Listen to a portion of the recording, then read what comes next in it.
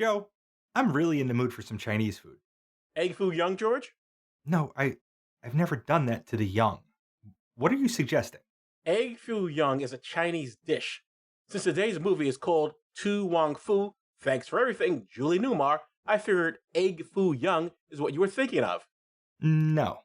But you know what Asian dish I would really like? No, what Asian dish would you really like? Mindy kaling. Before we get into the film, I thought we should go over some points made in it. Now, remember, according to this picture, if a straight man wears a dress, he is a transvestite. When a man is a woman trapped in a man's body, he is a transsexual. Actually, they say when a man is a woman trapped in a man's body and has a little operation, he is transsexual. Which would seem to say if you don't have the operation, you aren't trans, which I don't think is correct at all. So that's a good point. But what about a transvestite? I think that is an outdated term. Is it? What do we call men who enjoy guys going down on their knickknack, and they will go down on that guy's knickknack, but will then turn around and support laws that would outlaw all that knickknacking he enjoys doing in private? That's a Republican. I guess that never really changes.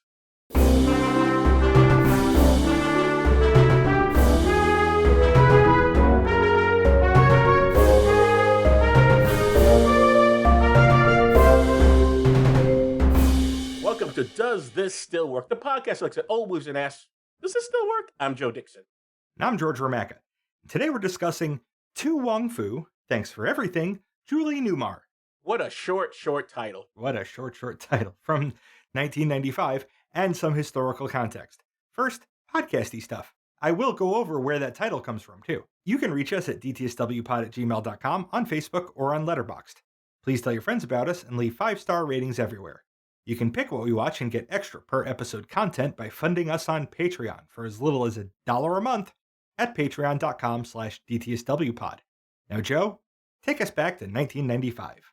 1995, after over 100 episodes, you can well imagine we've covered this year before. But I don't think we've gone over it with the angle of this film about drag queens going to a small town and changing the lives of all the straights. No gay person's life is added to in that town for some reason. I guess none exists, which seems unlikely, but okay. Let's start here. In 1995, a man told his employer he was changing his gender. His bosses said, okay, that's cool. Except things didn't stay cool. Also not cool, the headline, which is from the Austin American-Statesman in Texas. George, read it please, and please save your commentary to after I complete the story. Okay. Transvestite's suit claims sex harassment. A person named Greg Kampu changed her name to Jackie Ann Kampu and told her employers she was trans. I don't know if she used that term in 1995, but in any case, things were okay until they weren't. I want to quote from the article because it encompasses both the problem with the employer, at least the alleged problem, and the problem with journalism of that time. Kampu alleges that once he began to live as a female, his supervisor began to harass him.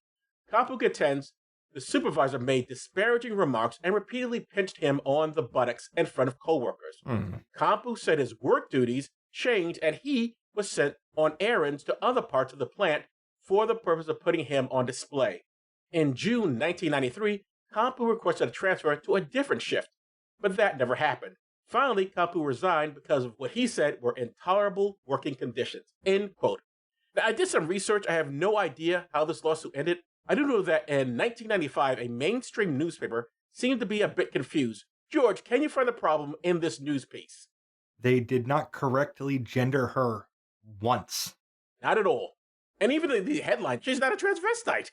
Nope. All right, so not good. Not good, Austin Statesman. Moving on. In this movie, 3 drag queens visit a small town. Since this is a movie clearly aimed at straights, we must pretend these people, if they have sex, are only interested in doing it with straight boys or fooling them, I suppose. And they only exist in big cities like New York City. Let's see what actual gay guys living in small town America in 1995 were contending with. This is from the Casper Star Tribune in Casper, Wyoming. Wyoming gays who moved from cities voice mixed feelings. Quoting, my quality of life will probably improve in Casper as far as I'm concerned because my existence is not defined by the fact that I'm gay or have a gay community to roam around, said Randy Harmon, a marketing analyst at San Francisco who's moving to Casper this month. He said he hopes Casper's small size will make for a friendlier, more accepting community. Harmon said he is puzzled by the legislature's unwillingness to toughen penalties for crimes motivated by hate, such as anti-gay prejudice. He said he doesn't understand the often heard argument that such protections equal special rights for gays. This is Joe not quoting now. You remember that the old days that anything, maybe they even still say it today, I haven't heard it so much, that anytime a gay person wants right, it's special rights, special rights. Quoted again, I think their argument is providing a special right for violently motivated individuals to continue treating people in a violent nature, Harmon said. Gives them a license. How could anyone make that argument and not see the flip side? Well, if they're a bigot, Harmon, sorry, that's me speaking again, back to the article. Harmon said, however, that he is not particularly concerned about potential harassment upon moving here. But another gay man who moved here from Fort Collins 3 years ago said harassment is a fact of life at Casper, and while he said he does not feel especially persecuted, he spoke only on the condition of anonymity. But he has also had his truck vandalized twice, and epithets like fag shouted at him on the street. Of the vandalism, he said, I don't even know if it was related to being gay, because you are, you feel it is. The overall attitude as a community is very homophobic in Casper, he said, adding he has dropped his past involvement in gay political causes and describing himself as fairly isolated from other gays in Casper. End quote. George, since To Wong Foo is fiction anyway, don't you think the movie might have been improved if the presence of the 3 drag queens from out of town didn't just help straights, but, maybe some local gay folks? Mm-hmm. The movie has, one lone black guy who is unharassed. I don't know why it couldn't have had one lone homosexual. Hell, maybe the guy John Leguizamo's character is into knows what he is and doesn't care. Wouldn't that have made things more interesting? Yeah, I do. I think it would have. And finally, let's take a look at real-life drag queens circa 1995 from Florida Today. Headline, George. Local drag queens strut their stuff on stage. Doug quotes a drag performer, and I will read that quote. You're an actor taking on a role. It's a very personal thing. You're able to touch lives. The people in the audience look at you as somewhat of a celebrity.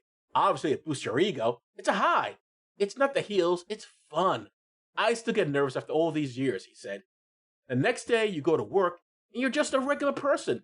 But when you're at home, she is still there in the next room. The shoes, the clothes, the jewelry, the makeup.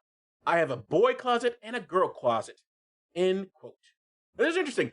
I thought drag performers were independently wealthy, or wealthy enough to afford an endless number of clothes and go on road trips at the drop of a hat. Let me do one more quote, and then it's movie discussion time. Quote, drag queens don't dress up like women when they're at work. These are men who dress up like women as entertainers. They have to be pretty proficient at it. The audience can sense if it's phony. You should see what they have to go through to get ready to perform. They go through hell. End quote. You mean like women do?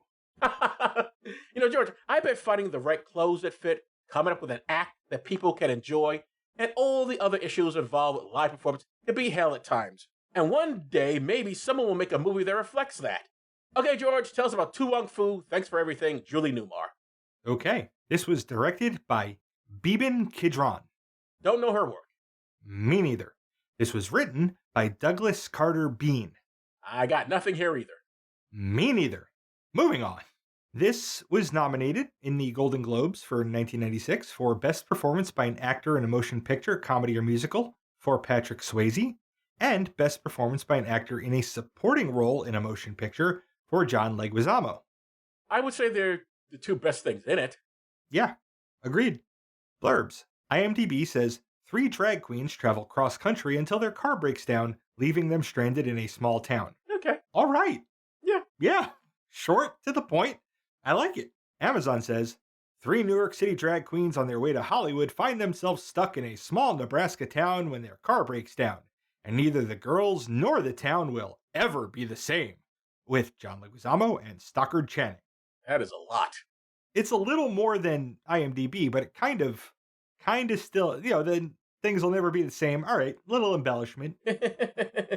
3 drag queens traveling across town is fine, but this is like they're going from New York City to Hollywood and Nebraska town. Was it established that they were in Nebraska? I wasn't sure what town this was. Yes, they are established that they're in Nebraska.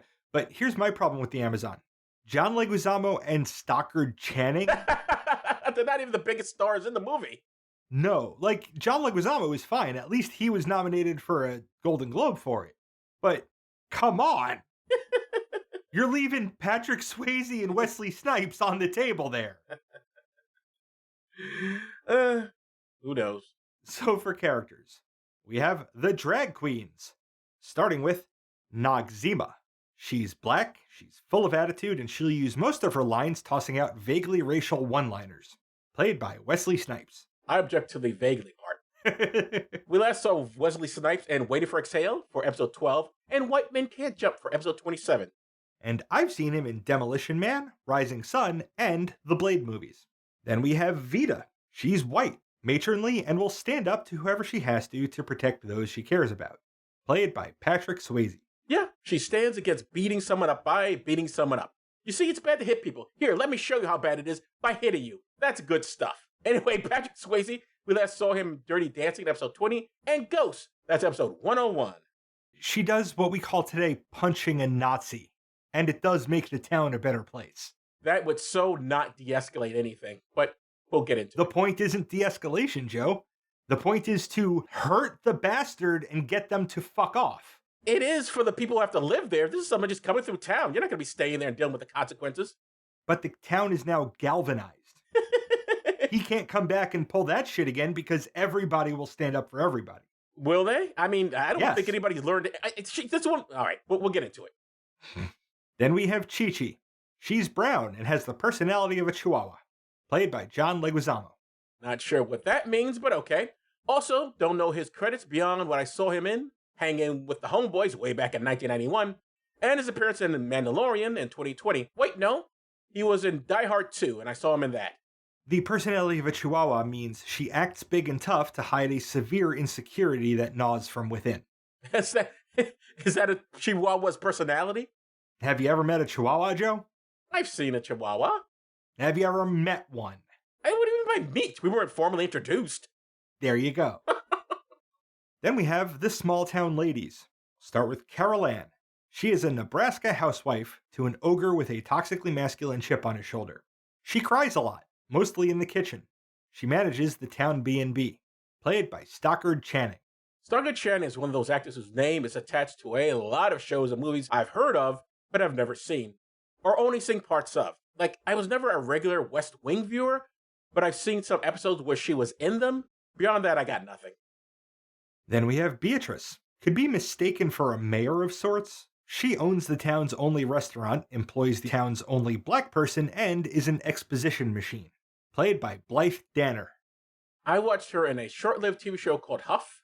I've seen her in the movies Meet the Parents, Husbands and Wives, saw her in an episode of X-Files, and St. Elsewhere. With everybody else who's ever been anything ever. They've all been on St. Elsewhere. Everyone's been on St. Elsewhere, at least once. Then we have the avatars of the cis-het white patriarchy. We'll start with Virgil, the town mechanic. He's a wife-beating scumbag, and he looks like the homunculus in that one observational comic creep's head. Played by Arliss Howard. He was in Amistad and Natural Born Killers, which I've seen. And I saw him in Full Metal Jacket. That's something we should probably put on the list at some point. I've never seen Full Metal Jacket. Ooh, yeah, that'll be a mindfuck for you.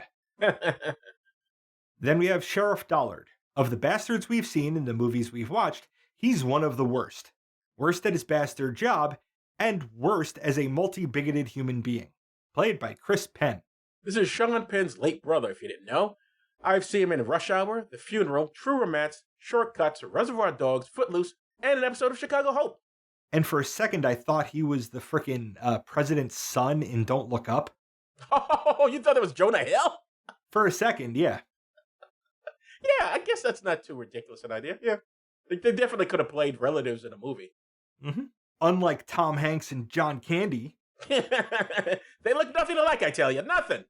So, we start before a drag competition in New York City. We watch Patrick Swayze and Wesley Snipes in their dimly lit yet fabulously decorated characters' bedrooms transform into their personas for this film.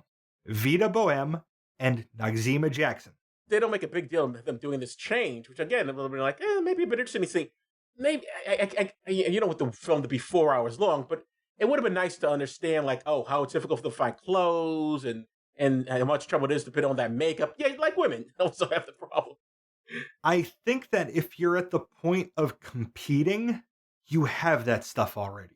True. But maybe it should have been something they said to John Leguizamo's character because they're trying to train into the drag queen life. It seems to me it could have been could have opened up the movie more to find out a little bit more about their lives because I really don't think we know much about them. No. From the start of the film to the very end. And that's on purpose, Joe. Yeah, you're no kidding. I'm well aware. That's my problem. They are magic fairy godmothers. You don't mean fairy in the derogatory sense. I mean in the Disney sense. We'll get there. Right, okay. So that establishes 2 of the 3 main characters. The third, Chichi Rodriguez, not the pro golf player, which is explicitly disclaimed if you watch the credits all to the end. Really? I did not see that. It's like, the characters in this film are fictitious and represent nobody in reality, especially Chichi Rodriguez, who is not in any way based on the pro golfer of the same name. Wow, I missed that. Oh, that's funny. Somebody must have threatened to sue. It was Kit who caught that because she was like, I know this was before the Marvel MCU habit of putting things after the credits, but just in case. And she watched them all to the end and caught that. Ah. So Chi-Chi is walking along the street, mostly dressed for the show, but carrying her wig on a mannequin head, and experiences the first bigoted violence we see as people in apartments throw objects at her. Which, who are these people that just have breakable glass objects that they can afford to just throw away? I don't know. Everyone arrives, and the competition happens.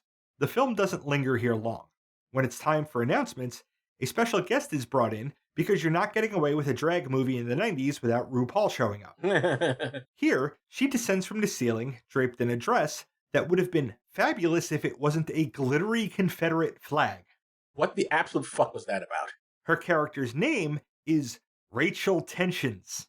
Now, I love a good pun. And from a wordplay perspective, that is just wonderful. However, I have to agree with the black guys in this screen grab, whose expressions suggest that the brilliance of a bit of punnage cannot excuse the yuck of what it's based on. And where can people see this screen grab? You can if you become a patron, because you always have access to our scripts, but we see the guys with the lights on them. They have the 2 white guys. They're smiling. Yeah, of course they are, Joe. There's one person behind them who's got shades on. Who's not really looking at anything. Right. He is not happy. He's like, oh, fuck no. Fuck no. Let me put my shades on so no one will recognize me now. And then the guy right in front of him in the yellow tank top, like, oh, this is my life. This is my life. I see things like this now. Yeah, some of the people are not too pleased.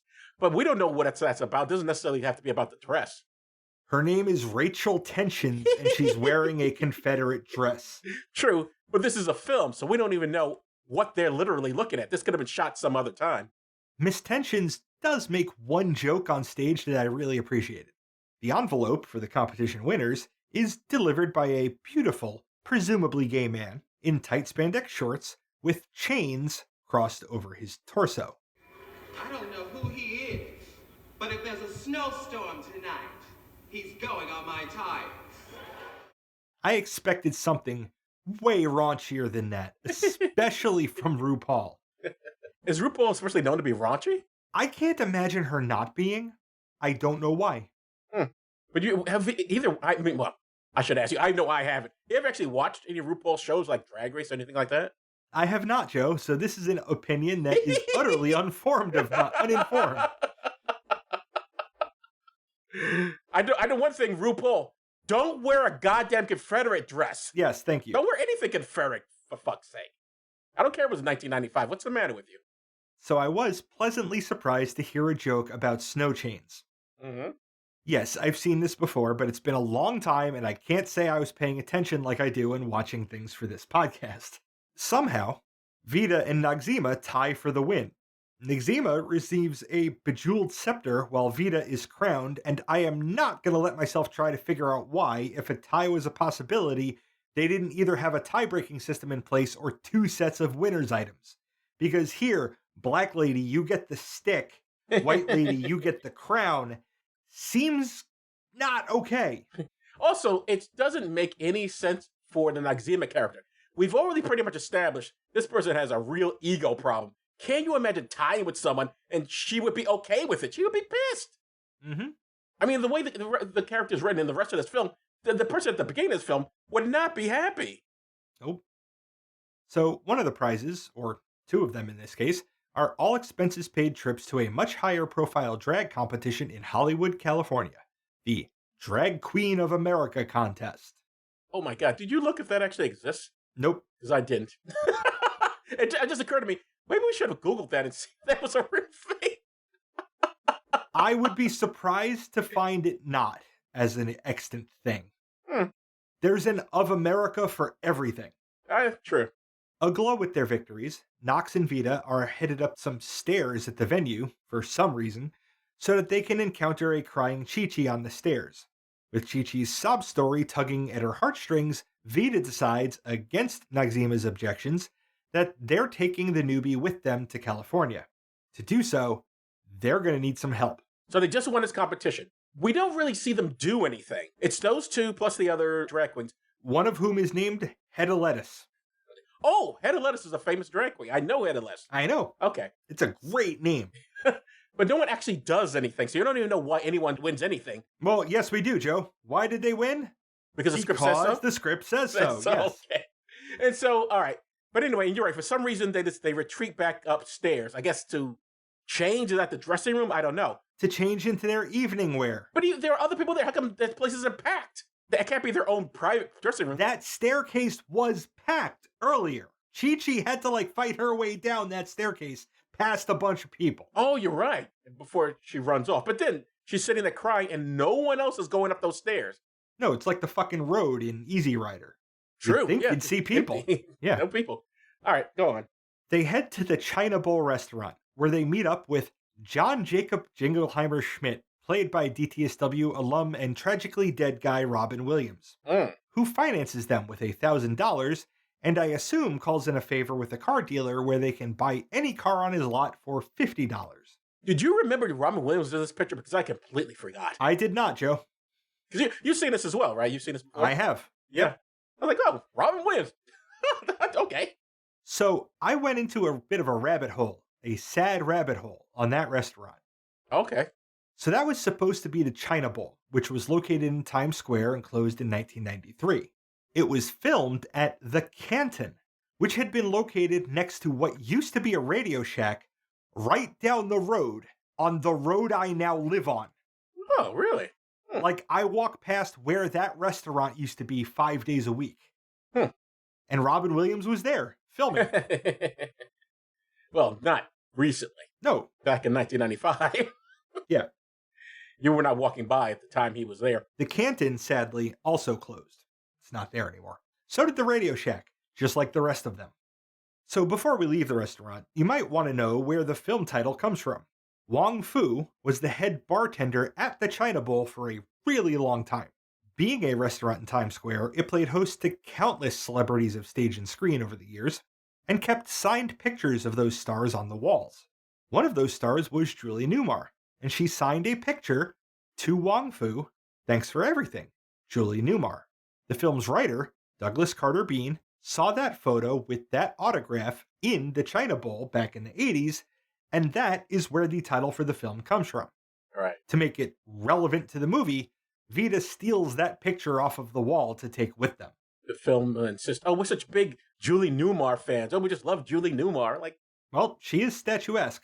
I guess maybe you're a person of a certain age, but I'm not gay, so I guess I can't really say this, but was there some sort of Julie Newmar thing among gay people or trans people or people dressed in, or guys who like to dress as women? I think there was a Julie Newmar thing among people who liked Pretty Women. Pretty Women, the movie? No.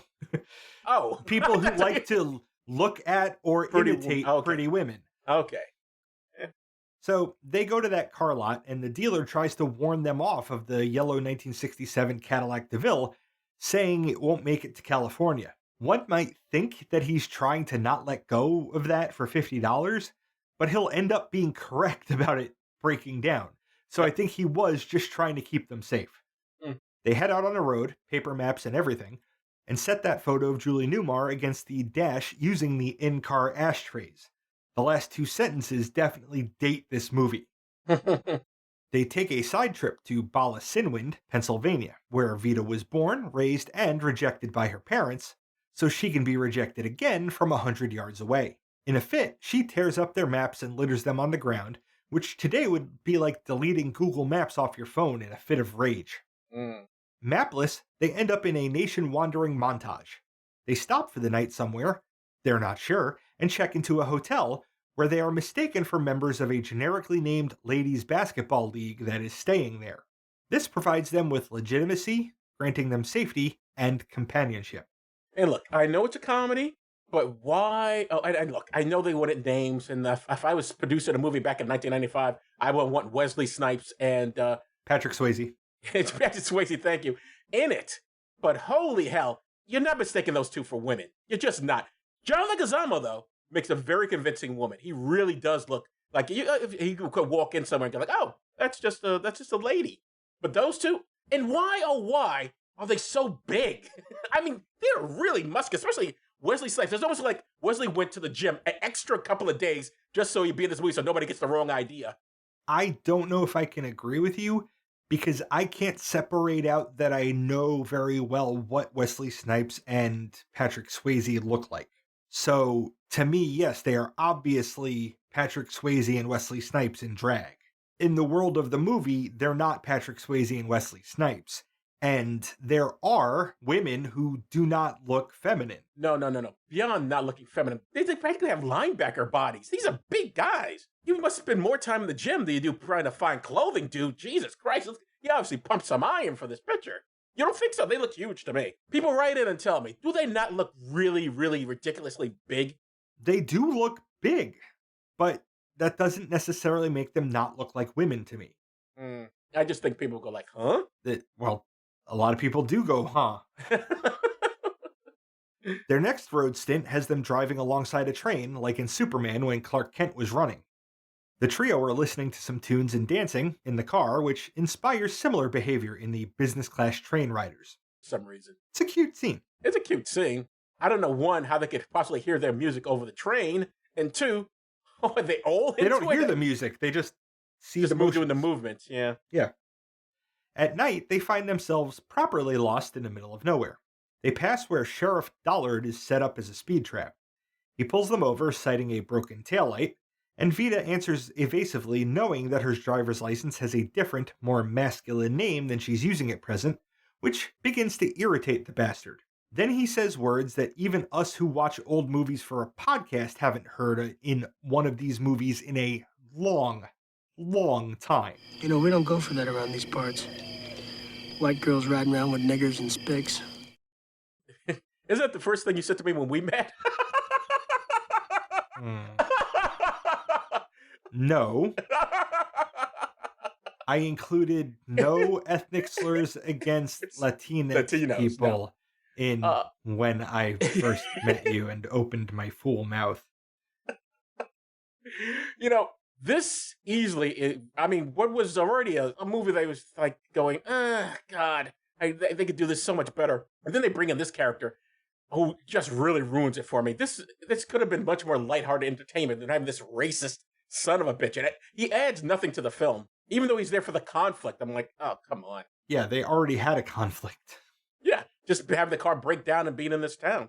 Also, you know, and this is bringing up the point you like to bring up, do you really have to use the racial slurs? Well, this is one film. It definitely was not necessary. It was not necessary. But it also was not unbelievable. I didn't say it was unbelievable. Yeah. Those words did not come out of my mouth. Like cop in Nebraska? Nebraska? Okay. Cop anywhere. Yeah. He orders Vita out of the car and, not realizing that she's a drag queen, tries to leverage his authority into a sexual assault. Patrick Swayze had hidden a corn cob under his dress, so the surprise we see on Chris Penn's face is somewhat genuine. Which is a good thing, since the character is about to faint out of shock. This confuses the queens, who decide to leave him laying on the ground whether he's dead or not. Well, no, hold on. He doesn't faint. He gets punched. Oh, no, he gets pushed. He gets shoved and he falls down. Right, but getting shoved and falling down does not knock one unconscious. It does in this movie. Kit suggested that they put him in his car and torch it. And I agree. Well, that certainly would have made it a different movie. What with this being before cell phone or dash cameras, All right, so again, a ridiculous character I could have done without, but oh my god. Obviously, Patrick Swayze, the John Leguizamo character, and Wesley Snipes, all are drag queens, but they identify as men. Am I correct in that? They don't consider themselves women. Caveat, of course, that I am a cisgender heterosexual male, but I read these three leaning towards trans because they exist in that persona all the time. They use those names, they use those pronouns with each other, and introduce themselves to others with those identities and those pronouns. I think that they identify with those identities more than they do with their assigned male at birth identities. You see, the reason I say that, and especially at that point where Patrick Swayze pushes the guy who sexually assaulted him, whether and or not says, "Stop touching my dick," in a very deep voice, and it shoves him away, which tells me you're not really thinking of yourself as a woman. To me, that reads as weaponizing that biology in order to shock a assaulter into stopping. Like, you don't know what I am. I'm not what you think I am, because she didn't have other options really. Because punching a cop is like, that's a crime by itself. Oh, leaving him by the road is also a crime, but they did that. No, I mean, I'm not objecting necessarily to the response to being sexually assaulted. A shove was the mildest thing should have happened there. Yeah, no, I'm with Kit. They should have put him back in the car and then torched him. It just felt like that was, hey, this is still a dude, ladies and gentlemen. Don't forget, that's still a man. That's the way I took it. I also think that's the filmmakers feeling like they had to remind us. Oh no, absolutely. That's what I was trying to say. Yeah. Yeah, I don't think it says anything about the characters so much as the filmmakers. Well, the characters are in the film, so. Well, but that's a aberrant behavior of the character. Is it? Well, we'll get into that. Okay. When old Patrick starts swinging. Vita works out, Joe. No kidding. That's my whole point from earlier. They all work out. They said like a Zamo. So they don't torch him. They leave him alive to bastard another day, though they don't actually know that that's what they're doing. After a bathroom break, their car, as was foretold by the car salesman, won't start. After after a bathroom break, and then what happens? They do what? They don't just go to the bathroom and come out. They have what? An argument? No. They've changed their clothing. They do that a lot. Okay. Throughout this film, they're constantly changing their clothing, which I guess is supposed to be a joke, but it happens so much for me, I have to wonder, like, well, where are these clothes coming from? You did not pack that much. I'm going to bring up a Kit quote later when it comes relevant that sort of explains that a little bit. So they're happened upon by Bobby Ray, one of the denizens of the town they're about to spend the last 2/3 of the movie in his green pickup truck. Chi-Chi flags him down, and he gives them all a ride to the nearby town of Snydersville. Roger Ebert described Snydersville as looking like the single street set of a low-budget Western. That is accurate. Yeah, that sounds accurate, yeah. The street isn't even paved. Bobby Ray drops them off at the home of Carol Ann and Virgil, who run the town's bed and breakfast and towing and auto mechanic services, respectively. Carol Ann has to wake Virgil up to go get the caddy, and seems to be mildly amused at having to do so, even though nothing about his behavior at all ever should be even mildly amusing to her at this point. Yeah, that whole shot, because we don't see him, we just see her initially in that window, saying, oh, Virgil, get up and blah, blah, blah. And there's nothing hinting at what we're going to get later from them. Yeah. Carol Ann shows the temporarily travel-troubled trio to their room, which is, inexplicably, not up to the trio's standards. We don't know enough about Noxeema's background to know why she thinks so, and Vita was raised in a veritable mansion. Chi-Chi, though, made it clear that she grew up poor and isn't winning drag pageants, so I'd assume she'd be more than happy with these digs, given that it's not supposed to be permanent. Yeah, and what do they want, a 5-star hotel? I mean... In Snydersville, Nebraska? Yeah, like, what are you complaining about? It is very strange. Again, that's just from the script saying, hey, these are drag queens, and they're going to, like, want a fancy place. I guess that's the only way I read it. They have to be bitchy. Yeah, exactly that. Also, yeah, fine, maybe Patrick Swayze's character Vita has independently wealthy. Maybe his parents tossed him out, but he managed to get some money from them or something. I would still like to know how Snipes and Leguizamo can afford to just back up things, just go off across the country. They don't have jobs. I mean, how do you pay for your stuff? I just kept wondering about that. And you're going to keep wondering about it, Joe. Because it will never be answer. explained. The night ends with Chi-Chi reading a comic book out loud as Knox watches Virgil arrive with their car in tow. The next day, most of the town population is gathered around their yellow automotive phenomenon. Virgil informs them that it's an easy repair, but that they'll have to wait until Monday before he can get the part that they need. Somehow, they think complaining will manifest that part in violation of the laws of 90s logistics and physics. I mean, when this film came out, Amazon was in its first year of existence as an online bookstore and only had $500,000 in revenue. The idea of getting anything next day was a pipe dream. This scene also shows Chi-Chi as having a suicidally dangerous concept about how packs of small-town cishet white men treat anyone not fitting that description. This will almost be a problem later. Almost, because as Ebert noted, this is a film about drag queens and prejudice that manages to stay relentlessly upbeat, except for the domestic abuse angle, which we will get to in a moment. Well, that and the racist cop angle, both of those things could have been cut out of the film. Yeah. It just makes it too real. What is clearly not a film you're supposed to take that seriously. Yeah. I think. Finally, Vita gets an assurance from Beatrice that the townsfolk, or at least the womenfolk, will try to keep them entertained while they cool their fabulous high heels. Now, the movie decides to Disneyfy itself. And since Disney owns the MCU, I can also include the pilot of WandaVision in that comparison. Sure. They return to their room and, with the entire town watching through the window, proceed to unpack their luggage. They toss, throw, gesture, and nose wiggle their belongings around the room as if all three are the femininely flamboyant avatar of every picture-perfect TV sitcom wife to ever grace the screen. And what are they doing it to? What music is playing? I forget. Wonder Woman. Oh, yeah. They are. When they're done, the formerly Cracker Barrel-esque room is, in a word, fabulous. And this is where Kit said, "Oh, it's like I'm unpacking in a room." Okay. I don't know what Kit's unpacking is like. She packs a lot. Oh, I see. A lot that she won't need or use.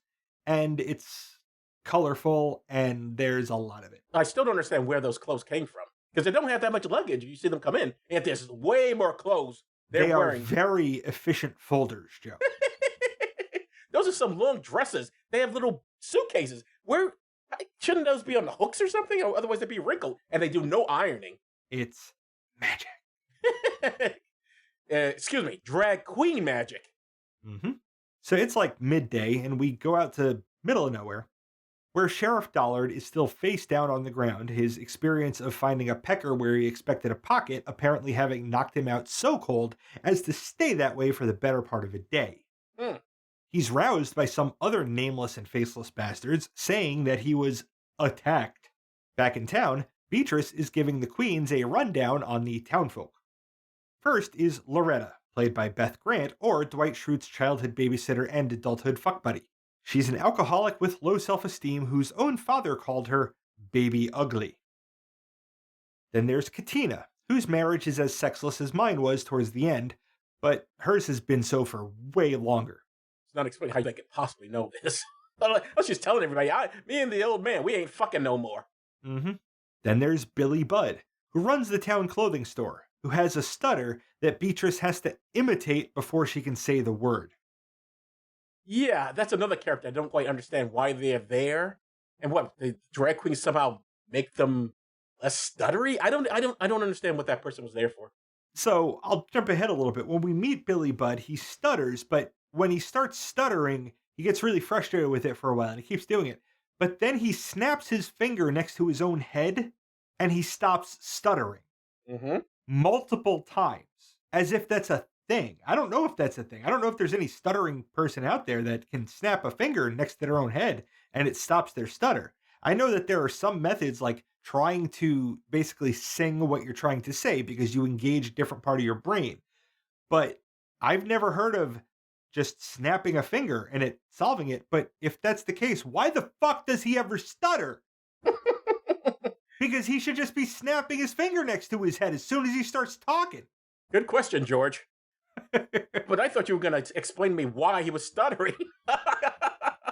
Why that's even there? Why is he there? What is going on? Because it'll be that much funnier when he's reading a raunchy erotic romance novel. Okay. Yeah, that's probably is the only reason he's there, just for that joke. Yes.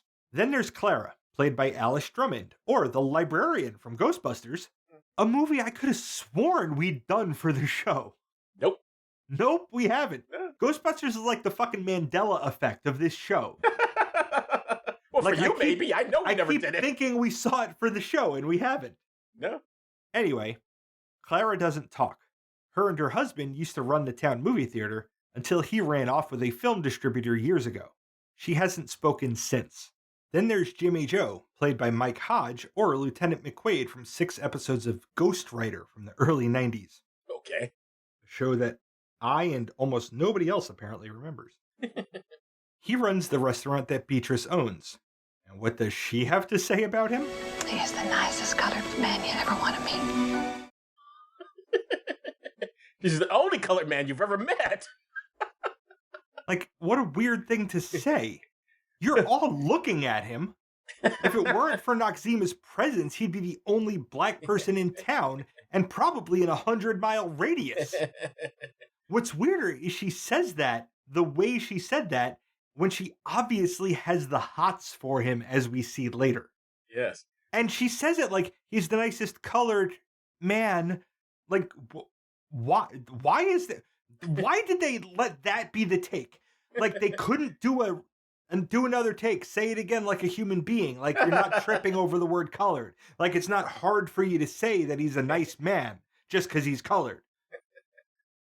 You know, that line sort of reminded me of when Clarence Thomas, and this has been reported, this is real. Clarence Thomas was introduced to Janine Thomas, his future wife, and insurrectionist. Co-conspirator. Yes, co-conspirator, insurrectionist. When he was introduced to her, and she takes him to her family, and he said, "Oh, he was so nice. It's like we forgot he was black." This is what they say. This is what's quoted in the paper.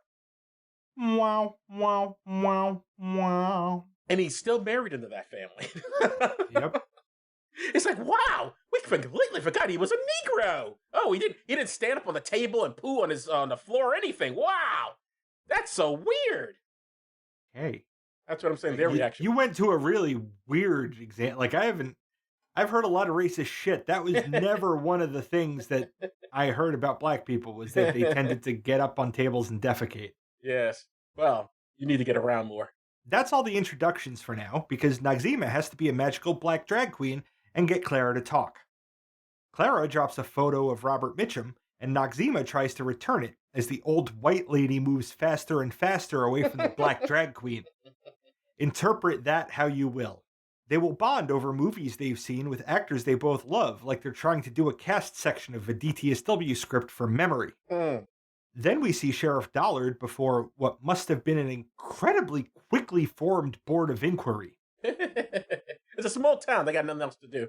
As they go over the report that he so quickly put together, they end up making fun of him for getting beat up by a girl, which didn't happen and still manages to smack of misogyny. Chi-Chi is walking along the road on the outskirts of town because the script says she needs to be almost assaulted by the pack of credited rude boys that don't have jobs, homes, or lives of their own outside of harassing people dressed as women. Chi-Chi manages to find herself surrounded by them when Bobby Ray pulls up to the rescue in his green pickup truck. That's twice he's picked up Chi-Chi in that thing, and I guess his truck actually deserves the title of pickup, unlike the ones we see around here that are years old and as shiny as the day they rolled off the line, which have never picked up a rock, piece of lumber, furniture, or even a drag queen. This sets the stage for a weird love triangle between Bobby Ray, Chi-Chi, and Bobby Lee, the eldest daughter of Carol Ann and Virgil. I don't know how you felt about that character. Which one? The love interest that Chi-Chi and the girl is both interested in. Bobby Ray. Bobby Ray. Now, Bobby Ray's been around this other girl for years, has never expressed any interest in her, so maybe we should just assume he's not into her. Why would everybody like, oh, because later go, oh, you should have him. Maybe he doesn't want her. I have a hint as to why he has never shown any interest in her. Because she didn't dress feminine enough? He's an adult and she's a fucking child! Is she not young? She looks that young. I didn't get the impression. I was the impression they were roughly the same age. I got the impression that there was about 10 years difference between them. Really? Okay. Like, he's driving a car, she hasn't hit puberty. No. Or she has just hit puberty. Like, he is adult with a job. She is maybe a freshman in high school. Like, it's not. That is not the impression I got, but okay. Vita finds Carol Ann crying in the kitchen over a pot of stew and realizes that she's being abused by Virgil. Then Vita takes it upon herself to taste and season that stew. This will cause way more trouble than it should, but not because the writer is wrong. You know, the really funny thing is we're like slowly moving away from Twitter, but on Twitter, on Black Twitter, there's constant jokes about white people not liking spices or any flavor of their food, and this picture pretty much endorses that stereotype. Not unfairly. White cuisine tends to be pretty beige. If he was all that upset about having spices, why would there be any in the house? Well, we'll get there in a second. Okay. Abusers will latch on to anything they can to justify the way they act, and Virgil will seize upon this stew being too spicy for just such a purpose. It's the dumbest, whitest thing such a monster could get worked up about, and I can absolutely believe that every day all over the world, abusive men are seizing on that or similar or stupider to internally justify their violence. Oh, sure, it's an excuse. There's no question about it, but I still don't understand why it's in the house if it accepts him so much. I mean, she would never buy spices. Which, again, spices. What spices? There's too many spices. Oh, you just need some spices. I tried to scoop the spice. What fucking spice? Is it cilantro? Because there might be a reason why he doesn't like that. But I don't know. What, did you dump pepper in there? Like, what fucking spice? How Spice. generic? I'm upset at the genericness of the spices that got dumped into this stew. George, it's all spices. He hates all spices. I know, because he's white and bland. Which means you should give him like Wonder Bread or something. He would have liked that. As for this scene right now, Carol Ann tries to scoop out the spices and asks Vita to stay out of her business. Hint, Vita won't, and it'll end up being fine. After we watched Noxzema bond with Clara, Chi-Chi bond with Bobby Ray, and Vita bond with Bobby Lee, we watch Virgil be an abusive prick. You put spices in here. Some fell in, I scooped him out. You do this to make me mad. Why do you want to make me mad? I scooped him out. What are you arguing with me for? No, I'm not. You want me to hit you? We do not see him hit her. Not once, not. He makes like he's going to, and then doesn't. It's abuse. And it's assault. From the Cornell Law School Legal Information Institute, assault is generally defined as an intentional act that puts another person in reasonable apprehension of imminent, harmful, or offensive contact. If you mime that you are about to hit someone, and they have reason to think that you are going to do that when you do that, then you just committed assault. If the reason they think that is because you've hit them before, then it's more clearly an assault. Like, it's weird that this movie about drag queens focuses so closely on a single case of cishet domestic violence, but weird doesn't mean wrong. Like, ignore my problem with the genericness of spices. I gotta hand it to Arliss Howard. He plays a really convincing abusive prick. That sick smile, you do this to make me mad. But then immediately going, why she says words and it's arguing with it. This is like somebody just took notes on somebody getting abused, then put it into a character. Because you can find this kind of behavior fucking everywhere. Sheriff Dollard is out on some road making a list of places for homos. This list consists of flower shops, ballet schools, flight attendants' lounges, restaurants for brunch, and antique stores. His handwriting is surprisingly neat. Until the end of the film, we'll see him pop into some of these places, comparing any face he sees to a sketch of what I presume is his memory of Vita, only to be disappointed. Vita and Bobby Lee walk into the town restaurant where the women folk minus Carol Ann are making posters for this year's Strawberry Festival. That is such a small town. It's hard to believe they would have any sort of festival. I would also like to know where that movie theater is, because it doesn't look like anybody goes to the movies. People just basically seem to wander around town with nothing much to do. Being all alcoholic, yeah. Yeah. Well, the drinking would make sense. If I was there, I'd probably be drunk too. Gotta be boring as fuck. So, not to nitpick, but Nebraska isn't in the top states for producing strawberries. And you need a greenhouse to do it there. To be fair, strawberries are grown in every state, but the ones I'd expect to see strawberry festivals in are California, Florida, North Carolina, Wisconsin, Pennsylvania, and Oregon. Also, it's a pretty lame festival just to develop the town. What kind of festival is that? Shouldn't people from out of town be coming there? Well, come on, Joe. Their festival sounds like a hoot. Strawberry social. This is the biggest thing in these parts. Happens once a year. We're doing it tomorrow. We all make strawberry pies, you see. We take them into the center of town, and we eat the strawberry pies. And then we go home. Sounds thrilling. I mean, I'd love some strawberry pie. They're doing it tomorrow? So they haven't even started preparing? The day before, they're just putting this together? This big town festival, let's just start doing it the day before we're just putting this together. Yeah, Joe, that's this movie. It's been the most exciting thing all year. All year we're waiting for this. Let's start preparations the day before. We really put our heart and souls into this thing. Let's put it together at the last fucking minute. Whoa, what good times. So I think part of the point is that this town and the women in this town don't have any heart or souls because it's been beaten out of them by the humdrum of everyday life, disappointment, and abusive men. Well, technically, there seems to only be one abusive man in town, and Patrick Swayze solves that, so... So Vita and Noxzema help the ladies come up with a theme, red and wild, to plan the event around. Because you need a drag queen to tell you that on strawberries. Oh, we could... Red? What a brilliant idea! Thanks for thinking out of the box, girls. Then they all decide to do a day with the girls, which is shorthand for a montage of makeovers and shopping. So that happens. All the girls end up looking different than they started out as. Along the way, they give Billy Budd a book that he reads without his characteristic stutter. And the movie could just have done a fucking rim shot there and justified its stutter. When they're leaving the clothing store, they run into the rude boys being, well, rude.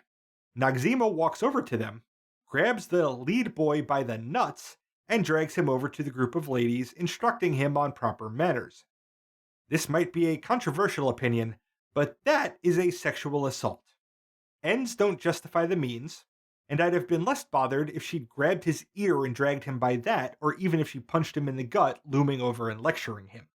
Also, the problem with that scene is it doesn't quite make sense. For the first time Noxzema meets that character, if you remember at the very beginning, not the very beginning of the film, but when they first What are you going to do? Nothing. Yeah, what are you going to do about it? I'm not going to do anything. So she's afraid of him, but now later she's like, I'll just grab you by your nuts. I don't give a fuck. Plus, he's there with his friends. Now, George, I don't know. You've been around male environments when a bunch of guys are hanging out. If someone grabs one of their friends by the nuts, are the other guys going to stand there with their mouths open, or are they going to do something? Now, my experiences might be different than yours, Joe. I think that if a guy is acting in a way, even in some of the worst groups I've been in, to where a woman or feminine presenting person ends up grabbing them painfully by the nuts, our reaction is raucous laughter. We point and laugh. Okay, that's fair. Maybe they would laugh. But there would be some response other than just standing there staring. Yes, they should do something other than stand there and stare. Either intervene or lose their shit laughing. One of the two. Yeah. Not what happens in this movie. During that montage, things come to a head between Carol Ann and Virgil. He ends up throwing the stew across the kitchen, leaving his victim to clean it up, crying. At night, the Queens and Bobby Lee are sitting on the porch after Bobby Lee had confided to Vita that she has a crush on Bobby Ray. Who should saunter up but Bobby Ray himself, who asks Bobby Lee to take the littler kids inside so that he can have a private chat with Chi-Chi. Bobby Lee is heartbroken, and Noxzema and Vita are furious. Back in their room, Vita and Noxzema try to impress upon Chi-Chi that she may be misleading that poor boy. I put that way more delicately than Noxzema did. Well, now we got a lot in common. Oh, yes, like for starters, the same business in between your legs. Boink, boink, boink, boink, boink. There's so much. Okay, it's never really established that he knows that these are drag queens, although he does seem to know that they're drag queens. It feels as it seems to go back and forth with this kid that knows and doesn't know, so that's a little confusing. Why do they automatically assume he would be bothered by between the legs? No one asks what he thinks. No one asks what he's interested in. No one is curious about what he feels about anything here. Everyone just decides who he should and should not date. While you are not wrong, I would think that the elder and wizened drag queens in this scenario would be acting on what they see as the most probable outcomes. And the most probable outcome is that if you grab a random cisgender identified guy and put him with a drag queen, he's going to not be thrilled that they're a drag queen. Right. No, I don't think that's wrong. But I'm simply saying, though, rather than just saying, oh, you should go off them because you got to take them between your legs, then they go, well, have you talked to him? Because they don't know. Maybe they had a private conversation. Maybe Chi-Chi did tell him. They don't know. They never ask. I think we are meant to understand that they did not have that conversation. No, because yes, Chi-Chi is an impulsive and reckless human being. Indeed. But it still seems just weird that there's this assumption is like, oh, well, he wouldn't be interested in you because, you know, you're really secretly a man and everything. Look, like, what? The movie would have been much deeper if they had that conversation. Whatever that conversation was, if it took place, the movie would have been deeper. And they did not want a deep movie. No, they did not. That was actually part of what Ebert liked about this movie, is it didn't try too hard in that sense. It's weird because, again, all these judgments were made on this person, but no one thinks to ask him what he thinks. Chi-Chi's response to this very specific criticism is to zoom out to, oh, Vita thinks she knows everything. Again, this isn't the problem with the script or the character. This is a problem with people, where they hear a specific critique of their behavior, and instead of addressing that, they zoom out and make the existence of that critique into a problem with the one delivering it. It is frustrating, damaging to our society, and entirely believable to hear coming from this character. This conversation can't reach a conclusion because Virgil feels so safe from the consequence in his role as an abuser that he beats his wife while they have guests in the building, and those guests can hear everything. Noxzema and Chi-Chi briefly try to dissuade Vita from interfering, but when she gets going, they have her back, kind of. Vita kicks in the door and moves Carol Ann into the hallway. Carol Ann is fearful for Vita's safety, alone in a room with Virgil. Noxzema and Chi-Chi are less fearful. In fact, Chi-Chi almost breaks what I would assume is a cardinal rule in any queer community. Don't out anyone without their consent. I know, Virgil's gonna hurt Vita so bad. Caroline, there's something you should know about Vita, Mommy. Well, Vita works out. Vita works out. Yeah. a lot. Oh, I certainly agree. Vita does work out a lot. That was my complaint at the beginning of this picture. I know you think it's great to beat a domestic abuser, and I don't necessarily disagree, but my problem is on a lot of levels with this. Number one, again, if you really want to teach someone not to hit, I don't think hitting teaches them that. Number two, you come from out of town, beat someone up for abusing their wife, and then you get to leave town, and she gets to live with the consequences of that. Three, if you come between someone who's accustomed to being abused and their abuser, they usually side with their abuser because they have been abused throughout their relationship, and suddenly they go, oh, don't attack him, leave him alone, blah, blah, blah. None of that is in this film. So I'm just going to address one part of what you said. Oh, not everything? No, because then the show would be too long. She is not trying to teach him that hitting is wrong. No. That's for the audience, though. Even so, there's nothing wrong with hitting the, like, she's not trying to teach him anything. No. She's trying to remove him from the picture. Well, I wish they were removed from the picture. It'd be a better movie. No, what I'm saying is, we were watching this film as the audience, and we go like, oh, this guy's beat up a woman. Even though I'm wearing a dress, I'm a real man. I'm going there and just beat him up, and that'll tell you about violence. Like, that doesn't work. That is not how it works. That's how nothing works. I promise you, as someone who lived with a stepfather who hit his mom, beating him up did not make the situation better. And I definitely told you the story, and I've told you on the show as well. He got beat up. Didn't make him less of an abuser. It might not always work, but sometimes it does. Sometimes the bully doesn't like getting hurt, and they only bully because they feel invincible, making them understand that they too are vulnerable, even if they don't want to be, can get them to stop being that. If they had told her, hey, why don't you do this and stand up for yourself, and then she just saying his own favor, and if she had socked him one, I would have been happier with that. But having someone else come in... I agree. I would have been happier with that too. Okay. Yeah. Now, since we agree, let's move on. All right. Vita and her muscles managed to remove Virgil from the premises without leaving a visible mark on him. And with all that noise that was going on in the room. Also, that's his place. Wouldn't he just go in there and throw them out? Like, get out of my property. I mean, how are you going to do that? If they can literally throw you out of the place, it's sort of they might not have the legal right to do that, but what are you going to do? Well, there's a bunch of rude boys wandering around town. They're on the Queen's side now. Are they? They have been changed, Joe. Because the nuts got grabbed. Yep. Okay. In the aftermath, Carol Ann is grateful, and she thinks we should get rid of all the men. Well, except for Mr. Rogers. And I'm on board with that. He was good peeps. Then she says Mel Gibson. That's right. Because this was the early 90s, and nobody knew he was a bigoted piece of trash. They just remember his ass in the moonlight in fucking what? Was it Die Hard? No, not Die Hard. He wasn't in Die Hard. Where did you see his ass? I don't even know what movie you're referring to. The one with Danny Glover? Lethal Weapon? Maybe.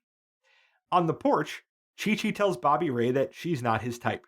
He's heartbroken, but he'll be fine because the Queens will help Bobby Lee get all tarted up to win him over. Again, it's just very weird that they think drag queens are you just need to dress more like a woman. Suddenly he'll find you much more attractive. Well, I mean, there is a logic to that. Lipstick serves a purpose as far as a stimulant. No. A visual stimulant. I'm not disagreeing. I'm just saying, like, it's weird that they have to hear, like, no one else has mentioned this to this girl. These three people have to come to town. And plus, again, he gives up real fast. You're like, well, he never goes like, well, why? Why are we different? What are you talking about? It's almost like the Daryl Hannah thing from Splash all over again. Why don't you just tell him? Oh, Joe. People can't just tell each other things in movies. Movies would cease to exist as a existing concept. Bobby Lee seems a bit young for a guy with his own vehicle who can drive. But if I focus on that, this summary will be way longer than it already is, and it's already longer than usual for a less than 2-hour movie. I wonder what the age of consent is in Nebraska. Probably is like 16. Zero. 3 months. 3 months age consent in Nebraska. So, this is the night before the Strawberry Festival. And at this point, the Queens have managed to impact every person here in positive ways, well, except for Virgil and the sheriff. So they watch from a balcony as Bobby Lee G-rated seduces Bobby Ray, and as Beatrice starts a relationship with her black employee. Again, why does she need those three to come to town for her to do that? I have no idea. The three are dressed in the colors of the fairy godmothers from Cinderella. Oh, I did not pick that up. And I am sure that wasn't by accident. Oh, 100%. The next day, Sunday, is the festival. In the morning, Carol Ann manages to fix the Cadillac without the part that Virgil was waiting for, which by itself is a way underplayed miracle. Carol Ann expresses that it's important for women to have friends who are women. As Vita is about to come out to her, thinking that she should if they're going to be friends, Carol Ann says she already knows because of Vita's Adam's apple. Okay. Just to put the thought out there, the presence of an Adam's apple does not necessarily mean the possessor is a man. That makes me think, though, she, and I presume some of the other women figure it out, although it's not clear. Although later at the end of the film, they obviously do all seem to know. No one has a problem. They all know. Yeah. So that leads me again to what Bobby Joe, whatever the hell that character's name is, the Bobby one, Ray. the straight boy. What does he know? I'll get to it in a second. Okay. Now we have to jump back to the night before. Virgil ended up at a bar to drink his woes away. Sheriff Dollard, having had no luck finding the 3 drag queens, 2 of whom are darker skinned than 99% of the population of the county, also ends up in that bar. The 2 end up feeding off of each other's toxicity, finding renewed resolve to be the toxic bigots that they are. When you first see that scene, and he's got the shoe, I'm sure you're going to get into it, but there's a shoe up on the bar, and that's how they start bonding, start talking about the shoe. But when Chris Penn first looks at, Arliss, whatever his name is, the actor, come into that bar, and he sort of like a smile on his face, for a second I thought, is he going to pick him up? Did you get that vibe, or am I crazy? I wasn't paying enough attention at that point to get that or not, but that would have made for a much more interesting movie. They really should have you write these things. This whole movie comes to something of a head here when the sheriff shows up with a rifle, with a shoe that Vita left at the scene when he passed out, like a homophobic prince in a mirror universe Cinderella story. Well, the townsfolk are having none of his bullshit and won't give up the queens, so he's shit out of luck. In fact, the entire town turns up the gay to make the bigot run away with his tail between his legs. Yeah, they do the whole Spartacus thing. I'm a drag queen. No, I'm a drag queen. I'm a drag queen. But here's the thing. The sheriff said that he was looking for a drag queen. It was the first time drag queen had been said to anybody in that fucking town. And what may have happened was he said that, and then it clicked for everybody. It clicked, and they were like, oh shit, yeah, okay. All right, let's fuck with this asshole. Also, I did not need the film to do any more racial slurs or homophobic slurs, but drag queen is an awful polite way of, I just don't think he would use that word. Nope, he sure wouldn't, Joe. Or words, I should say. There's 2 of them. Virgil shows up, too, in his tow truck. He takes one look at Carol Ann, dressed like Winona Ryder in the Beetlejuice wedding scene, and realizes she is way more woman than he can handle, so he skedaddles too, but with less apparent disdain, and more like he's going to go stand in a corner until he figures out how to be a better person. After some dancing and carousing, the trio are bid farewell by the townfolk and head off to Hollywood, where Chi-Chi, who I didn't even know was entered into the fucking competition, I thought she was just tagging along. That's pretty much what they say at the beginning. Wins the Drag Queen of America contest. The end. The end. And we finally get to see Julie Newmar in that weird shot they have of her. I don't think, she doesn't even have lines, right? Nope. Odd. Oh, very odd. So that's the end of the film. George, does it still work? Strangely, yeah. Explain. It doesn't take itself too seriously, and that's kind of important for mid-90s queer cinema. Because a lot of mid-90s queer cinema is hard to sit back and enjoy. And we found a lot of problems with this because we've seen it a bunch of times and we were watching it for this podcast. I think that for the average watcher just sitting back, this is something that they can sit back and enjoy without thinking too hard about it, and it's queer representation. Now, as for the question of, all right, why don't we have actual drag queen actors playing drag queens, or why don't we have queer characters playing drag queens? I think that if you can get big enough stars, you can sort of sidestep that, because the attention you bring to the community outweighs the specific benefit of having the queer representation in the actors. Like, everybody knows about this movie because it's Patrick Swayze, John Leguizamo, and Wesley Snipes. If it wasn't them, we wouldn't be talking about this movie. Okay. Agree and disagree with that analysis. And by the way, I don't think the film works. They could have had at least one actual drag queen in the picture.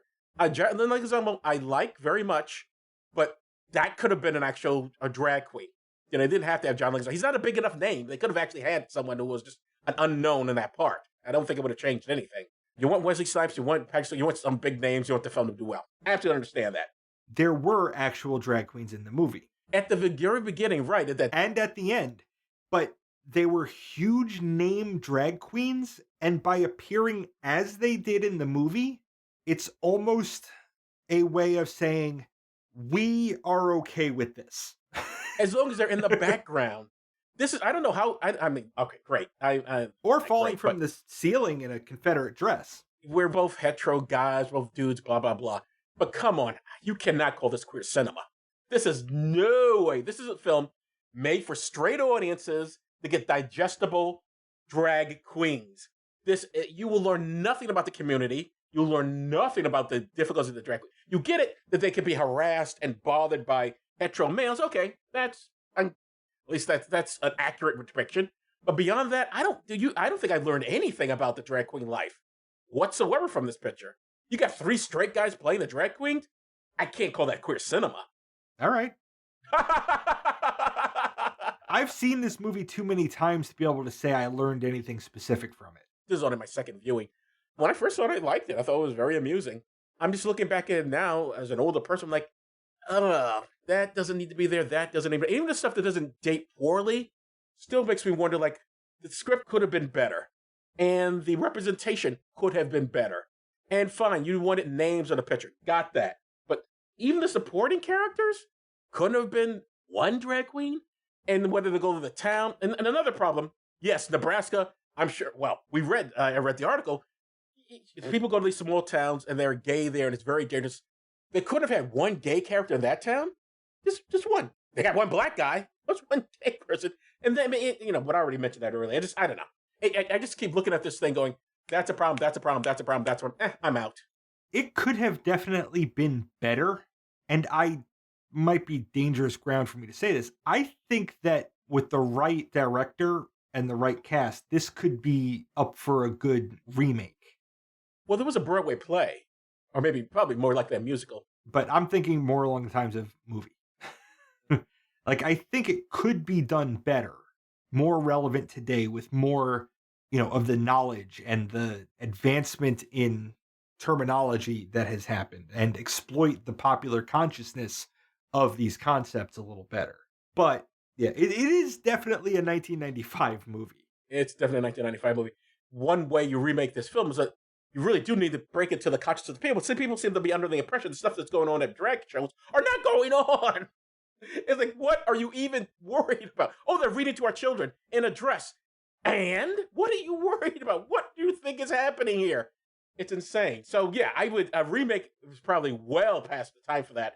Especially now, we got people putting out laws to try and outlaw people being in drag. It's like insane. It is insane. And freaking out if their children are being read to by drag queens. Like, what the fuck, dude? What do you think is going to happen? Oh my God, my child, a boy was wearing a dress. He's going to get confused. If your child is confused by that, something else has already been going on. It's got nothing to do with the drag queens. All right. So we're split on it. It's fine. It happens. It's split on it, yeah. What's up next? Next week, we will be talking about Precious from 2009.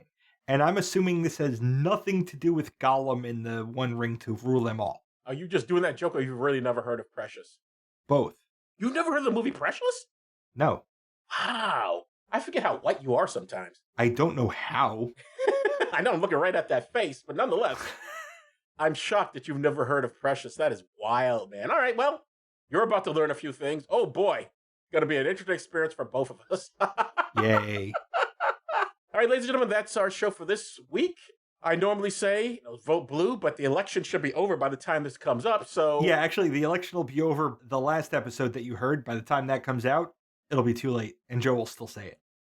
I'm not going to say it. You already did say it, Joe. By the time this episode is up, I hope you all have voted blue and others have voted blue. And we're not fucked. That's fingers crossed. Everyone has voted blue and we're not fucked. Although by the time this comes out, they're probably still counting the votes out there. Again. I'm just going to assume multiple recounts. I'm George Romaka. Thanks for listening indeed, because if a podcast drops and there's no one around to hear it, it's just another collection of ones and zeros that doesn't matter. Look at him. Look at him. Perverts.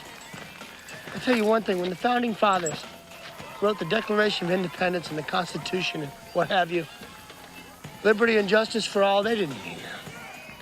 Well, I can tell you one thing about them Founding Fathers of America. What's that? They sure had fabulous wigs. You've been listening to Does This Still Work? Produced by Joe Dixon and George Romaka. The hosts can be reached via social media, email, or the contact page at dtswpod.com. Be good to yourself and others, because that still works.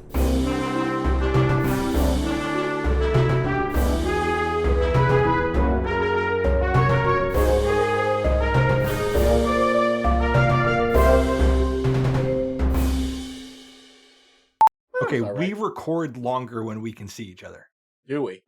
We just like looking at each other longer. gazing lovingly into each other's eyes. George, my first question to you is, would you rather fight a giant scorpion with a spear or a giant spider with a sword? So, Joe, what is the most loved you've ever felt? If you ran a studio, what would you ask screenwriters or directors to either stop doing or do more of? What would your dream home look like?